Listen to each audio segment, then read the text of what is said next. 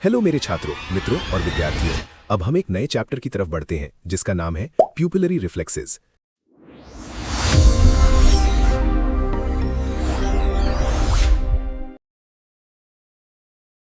Introduction. Pupillary reflexes visceral reflexes होते हैं जो प्यूपिल के साइज को बदल देते हैं। ऑल्टर। प्यूपिलरी रिफ्लेक्सेस तीन टाइप्स में क्लासिफाइड है। 1 light reflex, 2 ciliospinal reflex, 3 accommodation reflex. Light reflex. Light reflex वो रिफ्लेक्स है जिसमें आंखों में लाइट फ्लैश करने पर प्यूपिल सिकुड़ कंस्ट्रिक्स हो जाता है। इसे प्यूपिलरी लाइट रिफ्लेक्स भी कहते हैं। लाइट रिफ्लेक्स दो तरह के होते हैं, 1 direct light reflex, 2 indirect light reflex. Direct light reflex वो रिफ्लेक्स है जिसमें जब किसी एक आंख में लाइट डाली जाती है तो उसी आंख का प्यूपिल सिकुड़ जाता है। इसे डायरेक्ट प्यूपिलरी लाइट रिफ्लेक्स या लाइट के प्रति डायरेक्ट रिएक्शन भी कहा जाता है। Indirect light reflex. Indirect light reflex वो रिफ्लेक्स है जिसमें एक आंख में लाइट डालने पर दोनों आंखों के प्यूपिल सिकुड़ जाते हैं। अगर लाइट एक आंख में फ्लैश की जाए तो ऑपोजिट आंख का प्यूपिल भी सिकुड़ जाएगा, भले ही उस आंख पर कोई लाइट रे न गिरी हो। क्या क्या बात कर रहे हैं? इसे कंसेंशुअल लाइट रिफ्लेक्स भी कहा जाता है। Pathway for light reflex. Light reflex का पाथवे विजुअल पाथवे से थोड़ा सा अलग डिविएटेड होता है। लाइट रिफ्लेक्स पाथवे और विजुअल पाथवे की फाइबर्स ऑप्टिक ट्रैक तक सेम होती हैं। उसके आगे ये दोनों सेट्स अलग हो जाते हैं। जब आंख पर लाइट गिरती है तो विजुअल रिसेप्टर्स स्टिमुलेट होते हैं। रिसेप्टर्स से निकलने वाले afferent sensory impulses optic nerve, optic chiasma और ऑप्टिक ट्रैक्ट से होते हुए गुजरते हैं। मिड ब्रेन के लेवल पर कुछ फाइबर्स ऑप्टिक ट्रैक्ट से अलग हो जाती हैं और प्रीटेक्टल न्यूक्लियस पर साइनैप्स करती हैं जो सुपीरियर कॉलिक्यूलस के पास होता है। मिड ब्रेन का प्रीटेक्टल न्यूक्लियस ही लाइट रिफ्लेक्सेस के लिए सेंटर का काम करता है। इस न्यूक्लियस से निकलने वाले ईफरेंट मोटर इंपल्सेस छोटी फाइबर्स के जरिए oculomotor nerve third cranial nerve के एडिंगर वेस्टफॉल न्यूक्लियस तक ले जाए जाते हैं। एडिंगर वेस्टफॉल न्यूक्लियस से pre ganglionic fibres oculomotor nerve के रास्ते सिलियरी गैंग्लियन तक पहुंचती हैं। सिलियरी गैंग्लियन से निकलने वाली पोस्ट गैंग्लियोनिक फाइबर्स छोटी सिलियरी नर्व्स के रास्ते आईबॉल तक पहुंचती हैं। ये फाइबर्स आइरिस की कंस्ट्रिक्टर प्यूपिली मसल का कॉन्ट्रैक्शन करवाती हैं। कंसेंशुअल लाइट रिफ्लेक्स का कारण यह है कि एक तरफ के प्रीटेक्टल न्यूक्लियस की कुछ फाइबर्स क्रॉस करके ऑपोजिट साइड जाती हैं और ऑपोजिट साइड के एडिंगर वेस्टफॉल न्यूक्लियस पर खत्म होती हैं। सिलियोस्पाइनल रिफ्लेक्स। सिलियोस्पाइनल रिफ्लेक्स वो रिफ्लेक्स है जिसमें गर्दन की स्किन पर दर्द भरे स्टिमुलेशन की वजह से प्यूपिल्स फैल डायलिटेशन हो जाते हैं। ये डायलेटर प्यूपिली मसल के कॉन्ट्रैक्शन की वजह से होता है। Sensory impulses cutaneous afferent nerve के जरिए गुजरते हैं। इसका centre first thoracic spinal segment T1 में होता है। इफरेंट इंपल्सेस सिंपैथेटिक फाइबर्स के रास्ते डायलेटर प्यूपिली तक पहुंचते हैं। अकोमोडेशन। डेफिनेशन। अकोमोडेशन आंख का वो एडजस्टमेंट है जिससे पास की या दूर की चीजों को साफ देखा जा सकता है। ये वो प्रोसेस है जिसके जरिए पास के ऑब्जेक्ट्स या दूर के ऑब्जेक्ट से आने वाली लाइट रेस को रेटिना के सेंसिटिव पार्ट पर फोकस किया जाता है। ये आईबॉल में किए गए कई तरह के एडजस्टमेंट से हासिल होता है। और कितना टाइम लग जाएगा मैम वैसे? नहीं, ये मक्खी घूम रही है ना, आंख में अंडे ना दे दे बस। Mechanism of accommodation. अकोमोडेशन का तरीका। दूर के ऑब्जेक्ट से आने वाली लाइट रेज लगभग पैरेलल होती हैं और रेटिना पर फोकस होने के लिए उन्हें कम रिफ्रैक्ट मोड़ना होता है, लेकिन पास के ऑब्जेक्ट से आने वाली लाइट रेज डाइवर्जेंट फैली हुई होती हैं। इसलिए रेटिना पर फोकस होने के लिए इन लाइट रेज को बहुत ज्यादा रिफ्रैक्ट कन्वर्ज करना पड़ता है। अकोमोडेशन होने के तीन मुमकिन तरीके हैं। 1 रेटिना को लेंस की तरफ या लेंस से दूर मूव करना चाहिए। ये आईबॉल के छोटे या बड़े होने से होता है। इससे डाइवर्जेंट, पैरेलल या कन्वर्जेंट रेज सही से फोकस हो जाती हैं। ये मैकेनिज्म कुछ मॉलस्क्स में होता है और इंसानों में नहीं। 2 लेंस को रेटिना की तरफ या रेटिना से दूर मूव करना चाहिए। ऐसा फोटोग्राफी में किया जाता है। ये मैकेनिज्म कुछ मछलियों फिशेज में होता है। 3 लेंस की कॉन्वेक्सिटी को बढ़ना चाहिए ताकि जरूरत के हिसाब से लेंस की रिफ्रैक्टिव पावर बदल जाए। ये मैकेनिज्म इंसानी आंख में होता है और इसे सबसे पहले यंग ने सुझाया था और बाद में हेल्महोल्ट्ज ने इसे सपोर्ट किया। Young Helmholtz theory. Young Helmholtz theory बताती है कि कैसे लेंस का कर्वेचर बढ़ता है और इस तरह लेंस की रिफ्रैक्टिव पावर बढ़ जाती है। जब आंखें किसी दूर के ऑब्जेक्ट पर फिक्स होती हैं, डिस्टेंट विजन, तो लेंस फ्लैट यानी चपटी होती है। ऐसा सस्पेंसरी लिगामेंट्स के खिंचाव ट्रैक्शन की वजह से होता है जो लेंस के कैप्सूल से निकलकर सिलियरी प्रोसेसेस से जुड़े होते हैं। सिलियरी प्रोसेसेस सिलियरी मसल के जरिए कोरॉइड से जुड़े होते हैं। Refer figure 16.91.1। जब नजर दूर के ऑब्जेक्ट से पास के ऑब्जेक्ट पर शिफ्ट होती है, नियर विजन, तो सिलियरी मसल कॉन्ट्रैक्ट होती है और कोरॉइड को आगे की तरफ खींचती है।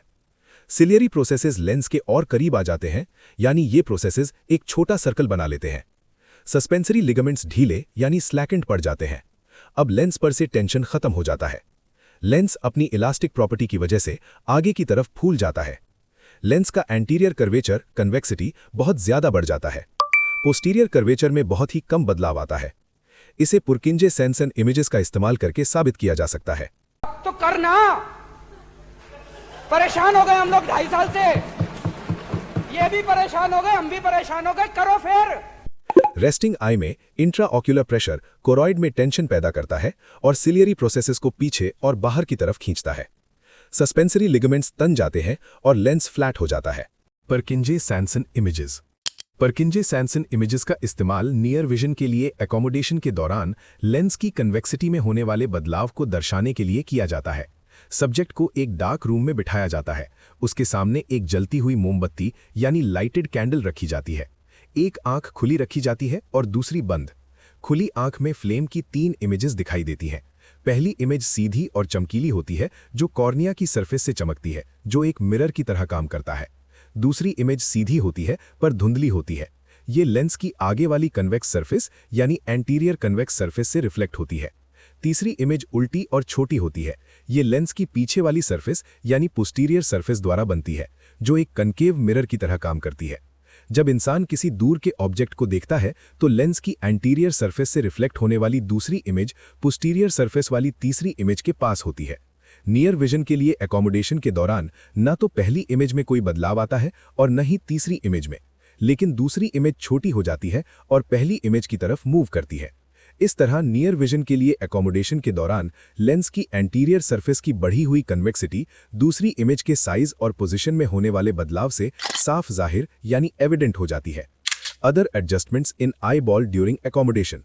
नियर विजन के लिए एकोमोडेशन के दौरान लेंस के एंटीरियर कर्वेचर बढ़ने के अलावा आई बॉल में 2 और एडजस्टमेंट्स होते हैं। इन दोनों के लफड़े पे मेरे को क्यों फंसा के रखा है? उठा ले रे बाबा, उठा ले। मेरे को नहीं रे, इन दोनों को उठा ले। Convergence of both I balls ये रेटिनल इमेजेस को करस्पॉन्डिंग पॉइंट्स पर लाने के लिए जरूरी है। कंस्ट्रिक्शन ऑफ प्यूपिल ये नीचे दिए गए कारणों से जरूरी है। लैटरल क्रोमैटिक और स्फेरिकल एबरेशंस को कम करके विजुअल एक्यूटी बढ़ाने के लिए, आंख में दाखिल होने वाली लाइट की क्वांटिटी यानी मात्रा को कम करने के लिए, लेंस के सेंट्रल पार्ट से डेप्थ ऑफ फोकस बढ़ाने के लिए क्योंकि इसकी कन्वेक्सिटी बढ़ चुकी होती है। Accommodation reflex. एकोमोडेशन एक रिफ्लेक्स एक्शन है। जब कोई इंसान दूर की चीज देखने के बाद पास की चीज देखता है तो आईबॉल्स में 3 एडजस्टमेंट्स होते हैं। मीडियल रेक्टाई के कॉन्ट्रैक्शन की वजह से आईबॉल्स का कन्वर्जेंस, आइरिस की कंस्ट्रिक्टर प्यूपिले के कॉन्ट्रैक्शन की वजह से प्यूपिल का कंस्ट्रिक्शन यानी सिकुड़ना, और सिलियरी मसल के कॉन्ट्रैक्शन की वजह से लेंस के एंटीरियर कर्वेचर का बढ़ना।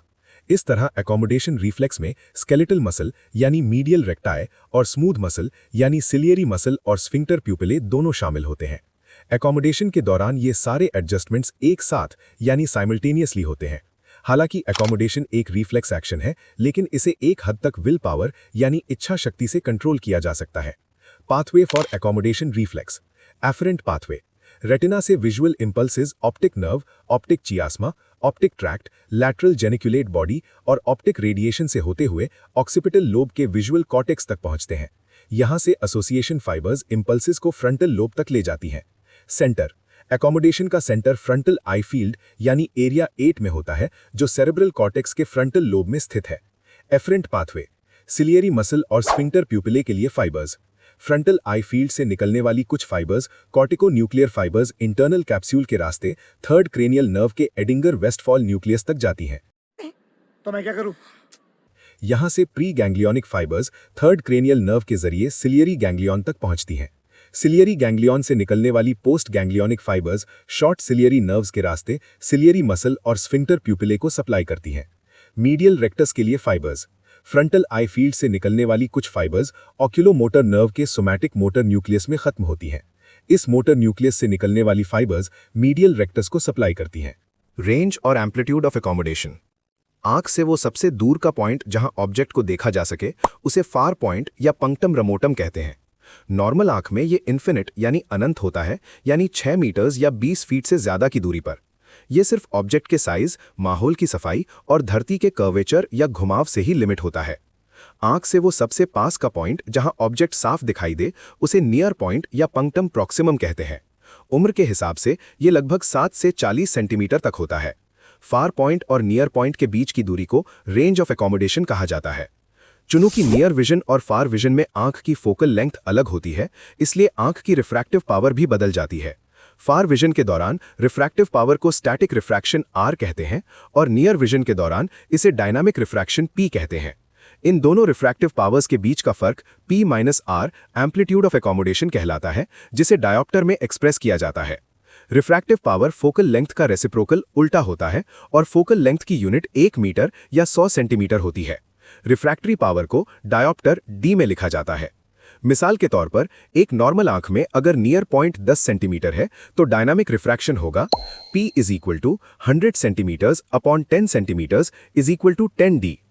इमेट्रोपिक नॉर्मल आंख में फार पॉइंट इन्फिनिट होता है, इसलिए स्टैटिक रिफ्रैक्शन को 0 शून्य माना जाता है। अब amplitude of accommodation is equal to P minus R is equal to 10 minus 0 is equal to 10D। कुछ समझ नहीं आया लेकिन अच्छा लगा। अलग अलग उम्र में amplitude of accommodation. Amplitude of accommodation उम्र के साथ बदलता है। अलग अलग एज ग्रुप्स में ये नीचे दिए मुताबिक होता है। 10 years is equal to 11.0D, 20 years is equal to 9.5D, 30 years is equal to 7.5D, 40 years is equal to 5.5D, 50 years is equal to 2.0D, 60 years is equal to 1.2D, 70 years is equal to 1D. Applied Physiology. Argyll Robertson pupil. Argyll Robertson pupil एक ऐसी clinical condition है जिसमें light reflex खत्म हो जाता है लेकिन accommodation reflex मौजूद रहता है। ये अक्सर टर्शरी सिफिलिस में देखा जाता है। इसके अलावा ये एडिंगर वेस्टफॉल न्यूक्लियस में लीजन होने, डायबिटीज और अल्कोहलिक न्यूरोपैथी की वजह से भी हो सकता है। Horner syndrome. हॉर्नर सिंड्रोम एक आंख का डिसऑर्डर है जो सर्वाइकल सिंपैथेटिक नर्व के डैमेज होने की वजह से होता है। इसे Bernard Horner syndrome, Claude Bernard Horner syndrome या ऑक्यूलो सिंपैथेटिक पॉलिसी भी कहा जाता है। हॉर्नर सिंड्रोम के सिम्टम्स उसी साइड पर दिखते हैं जिस साइड नर्व इफेक्ट हुई हो। इसके सिम्टम्स हैं 1. टोसिस, अपर आईलिड का नीचे की तरफ झुक जाना, ड्रूपिंग। 2. लोअर आईलिड में सूजन, स्वेलिंग। 3. मायोसिस, प्यूपिल का अबनॉर्मल रूप से सिकुड़ जाना। 4. एनोप्थैल्मस, आईबॉल का अपनी कैविटी गड्ढे में अंदर की तरफ धंस जाना। 5. फेस के अफेक्टेड साइड पर पसीना ना आना, एब्सेंस ऑफ स्वेटिंग। प्रेसबायोपिया, बुढ़ापे में एम्पलीट्यूड ऑफ एकोमोडेशन कम हो जाता है और नियर पॉइंट आंख से दूर चला जाता है। इस कंडीशन को प्रेसबायोपिया कहते हैं। इसकी डिटेल्स नेक्स्ट चैप्टर में दी गई हैं।